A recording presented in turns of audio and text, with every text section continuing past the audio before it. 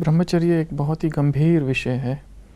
ब्रह्मचर्य से क्या क्या फ़ायदे होते हैं, ये तो व्यक्ति, जैसे मैंने लास्ट टाइम भी कहा था कि यू ट्राई इट आउट, जी, तो आपको स्वतः ही वो फ़ायदे अनुभव में आएंगे और इतने जल्दी आएंगे कि आपको लगेगा कि न जाने हम किस एक दूसरी दुनिया में आ गए।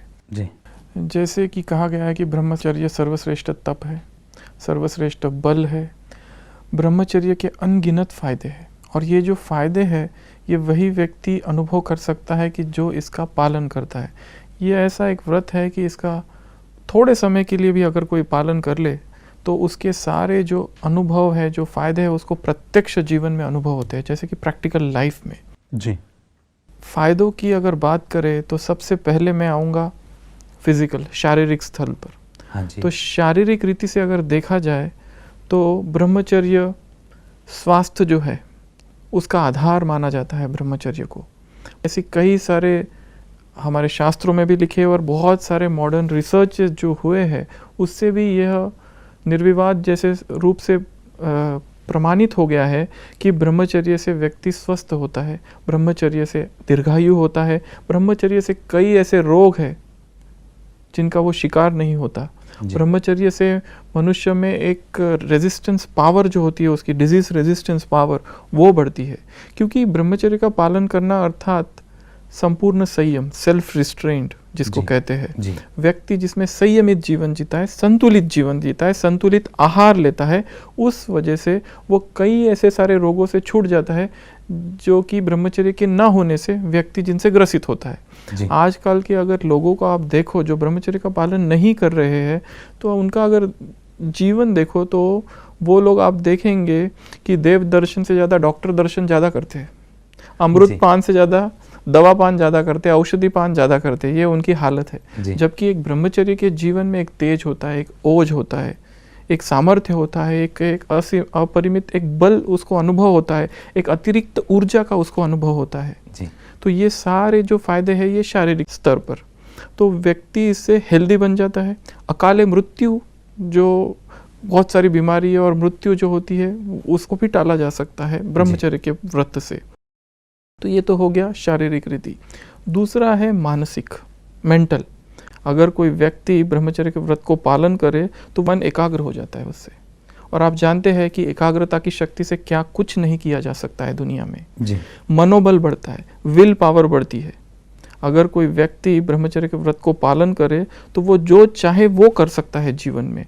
दुनिया में जितने बड़े बड़े आविष्कार हुए, अगर आप देखो तो वो आविष्कार ब्रह्मचर्य की अवस्था में ही किए गए हैं। जैसे कि कोई एकांत में चला गया, अंतर्मुखी हो गया और ऑटोमेटिक संयमित हो गया, तो वहाँ पर बड़े बड़े आविष्कार हुए हैं। वैज्ञानिकों के जीवन भी देखो, या बड़े बड़े स्पिरिचुअल ट्रुथ्स जिसको अध्यात्म के रहस्य कहा जाता है, उसका भी रहस्य उद्घाटन ब्रह्मचर्य की अवस्था में ही होता है। तो यहाँ बात है एकाग्रता की। एकाग्रता की शक्ति बढ़ जाती है, विल पावर बढ़ जाती है, मन की दृढ़ता बढ़ जाती है।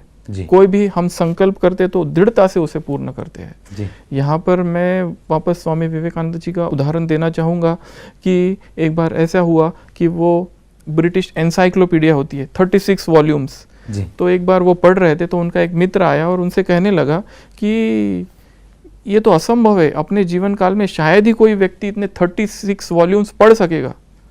तो वो कहते हैं उनसे विवेकानंद जी कि अरे क्या बात कर रहे हो, मैंने तो 11 वॉल्यूम्स अभी पढ़ लिए।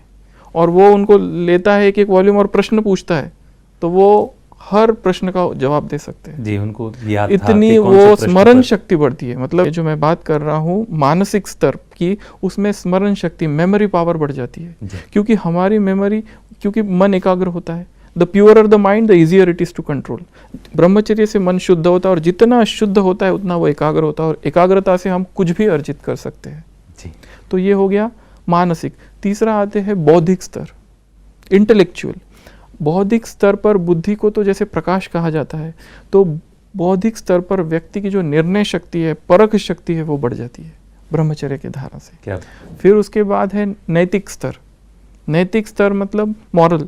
उसमें आप देखो कि जितना जितना व्यक्ति मॉरल बनता जाता है, नैतिक बनता जाता है, बहुत सारी उसमें जो व्यसन, आदतें, कुरीतियाँ, वो सब कुछ उसमें खत्म होने लगता है जी। और एक नैतिक व्यक्ति एक राष्ट्र के लिए जैसे का एक उपहार है, संपत्ति के समान है नैतिक व्यक्ति। फिर उसके बाद में आप अगर आए आर्थिक स्तर पर, अभी आप देखो जो व्यक्ति ब्रह्मचर्य का पालन नहीं करता और असंयमित है, उसके जीवन में काम विकार तो जैसे उधम मचा देता है जी। और जो व्यक्ति अपने इंद्रियों को वश में नहीं कर सकता जी, और दूसरी तरफ उसके कर्म भी बिगड़ते हो। और लास्ट में है सामाजिक जी। समाज। आज समाज की जो अवस्था है, जैसे हमने पिछले कड़ी में भी देखा, बेरोजगार, निर्धनता, भूखमरी, ये जो भी समस्याएं हैं, इनको अगर बहुत गहराई से स्टडी की जाए तो आपको पता चलेगा कहीं ना कहीं इसके पीछे काम विकार है जी। कहीं ना कहीं काम विकार ही है इनके पीछे। आज जो हवा जो में प्रदूषण जो फैल रहा है, उसके पीछे भी मनुष्य की दूषित वृत्तियां ही है।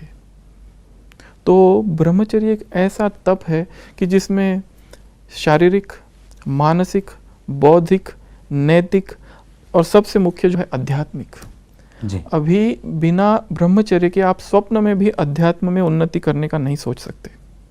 अध्यात्म पथ जो है, जो मार्ग है, इसके जो पथिक है, उनके लिए पहली शर्त ही ब्रह्मचर्य है।